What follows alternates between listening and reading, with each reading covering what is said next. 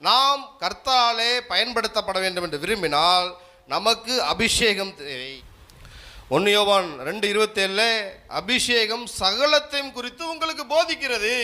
இப்ப அபிஷேகம் யாருக்கு கிடைக்கும் அதை பார்த்துட்டு நம்ம செய்திக்குள்ள போலாம். கிருபை யாருக்கு கிடைக்கும்? நீதிமொழிகள் 3:34 4:6 கிருபை யார் கொடுக்கிறாரு? கர்த்தர்.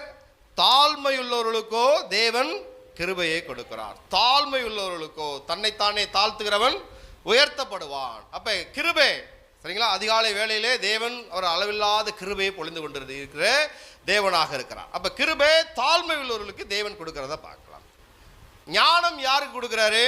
நீதிமொழிகள் 1:7 9:10 கர்த்தருக்கு பயப்படுதலே ஞானத்தின் ஆரம்பம். கர்த்தருக்கு பயப்படணும், சரிங்களா? யாருக்கு பயப்படுறதில்லை? இப்ப தகப்பனுக்கு பயப்படுறதில்லை, சகோதரனுக்கு பயப்படுறதில்லை, தாய்க்கு பயப்படுறதில்லை, குருவுக்கு பயப்படுகிறதில்லை, பெரியவர்களுக்கு பயப்படுறதில்லை.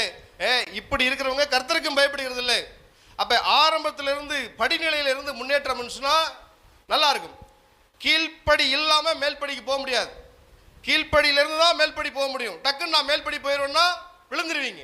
அப்ப கீழ்ப்படியணும். அப்ப ஞானம் என்பது கர்த்தருக்கு பயப்படும் போது ஞானத்தின் ஆரம்பம் உண்டாகும். அப்ப கிருபை யாருக்கு கிடைக்கிறது? தாழ்மை உள்ளவர்களுக்கு கிருபை கிடைக்கிறது. ஞானம் எப்படி கிடைக்கிறது?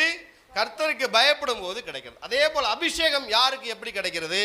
அப்போஸ்தலர் 5:32 தேவன் தமக்கு கீழ்ப்படிந்தவர்களுக்கு தந்தருளின பரிசுத்த ஆவி.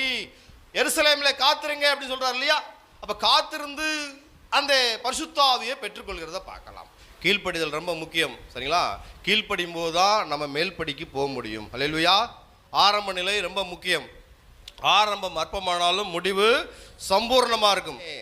தேவன்கிட்ட இருந்து அபிஷேகத்தை மட்டும் பெற்றுட்டோம்னா ஆட்சி செய்யலாம். நாம் ஆளுகிறவர்களாக இருக்கணும் அப்படின்னா அபிஷேகம் தேவை. சாத்ராக், மேஷாக், ஆபேத் நேகோ மற்றும் தானியேல் மற்றவர்களை காட்டிலும் எத்தனை மடங்கு சமர்த்தலாக இருந்தாங்க? 10 மடங்கு சமர்த்தலாக இருந்தாங்க. ஞானத்தின் ஆவியினாலே நிரம்பியிருந்ததை பார்க்கலாம். கிருபை அளவில்லாமல் பெற்றிருந்ததை பார்க்கலாம். அப்ப இதோட படிநிலை தான் அபிஷேகத்துக்கு நம்ம கொண்டு போகிறது. முதலாவது நமக்கு போராட்டத்தின் மேல் போராட்டம் உலகத்திலே இருக்குது. நீங்கள் மரிக்கிற வரையில், பிறந்ததிலிருந்து மரிக்கிற வரை போராட்டத்தை சந்தித்து கொண்டே தான் இருப்பீங்க. கர்த்தர் சொல்கிறார், உலகத்திலே உங்களுக்கு உபத்திரம் உண்டு, திடன் கொள்ளுங்கள், ஆனால் நான் உலகத்தை ஜெயித்தேன். போராட்டத்தின் மேல் போராட்டத்தை நீங்க மேற்கொள்ளணும்னா உங்களுக்கு கிருபையின் மேல் கிருபை வேணும்.